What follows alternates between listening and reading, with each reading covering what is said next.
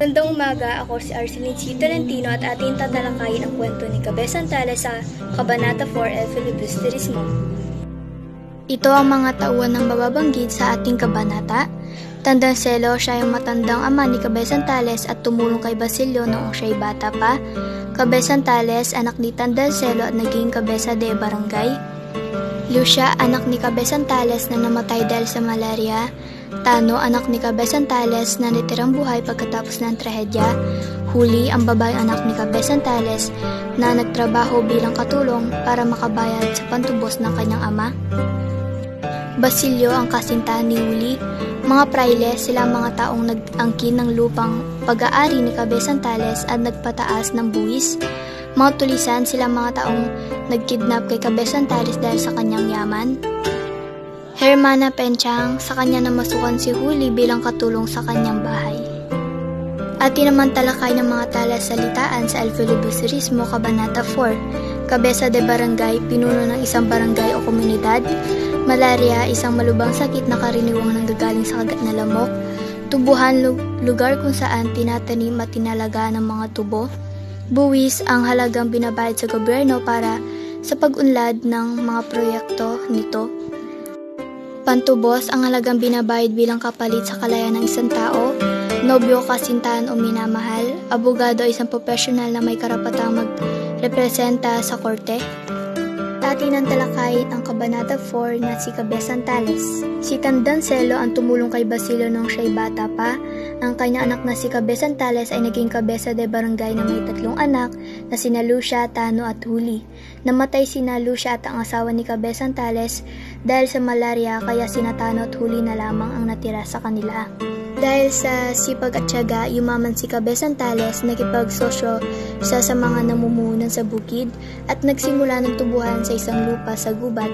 Nang malaman niyang walang may-ari sa lupa, pinagpatuloy niya ang kanyang negosyo at balak din niyang pag-aralin si Huli sa kolehiyo upang makasabay siya kay Basilio na kanyang kasintahan. Subalit nang umunlad ang bukid, inangkin ito ng mga praile at pinagbayad ng buwis si Cabe Santales. Tinaasan pa ng mga pari ang buwis hanggang sa hindi na kaya ni Cabe Santales. Nagipag-asunto siya sa mga praile at pinaglaban ang kanyang karapatan sa korte. Ngunit natalo siya dahil sa impluwensya ng mga praile sa gobyerno. Nang hindi na makabayad ng buwis, pinagpatuloy ni Cabe Santales ang paglaban sa pamamagitan ng pagbabantay sa kanyang lupa. Dinala niya ang kanyang baril, itak at sa huli palakol na kinumpiska ng mga praile. Sa bandang huli, dinakip siya ng mga tulisan dahil may pera siya at nagbayad ng abogado para sa kaso niya. Hiningan siya ng 500 na pantubos. Para mabayaran ang pantubos, ibinenta ni Huli ang kanyang alahas maliban sa regalo ng kanyang nobyo na Agnos. Nang makulangan sila ng pera, nagtabraho si Huli bilang katulong sa bahay ni Hermana Penchang dahil dito hindi na siya nakapag-aral. Nakita natin na maraming pinagdaanan si Cabe Santales sa kabanatang ito dahil sa maling sistema. Ipinakita ang mga hindi makatarungang paggamit ng kapangyarihan ng mga praile at ang epekto nito sa karaniwang tao. Mapapansin ang paghihirap na dinanas ni Cabe Santales na kahit anong sipag at tiyaga niya ay hindi pa rin siya nakaligtas sa maling sistema. Sa kabanatang ding ito, nagpapakita rin ang pagtitiyaga at determinasyon ng mga Pilipino na makamit ang tagumpay.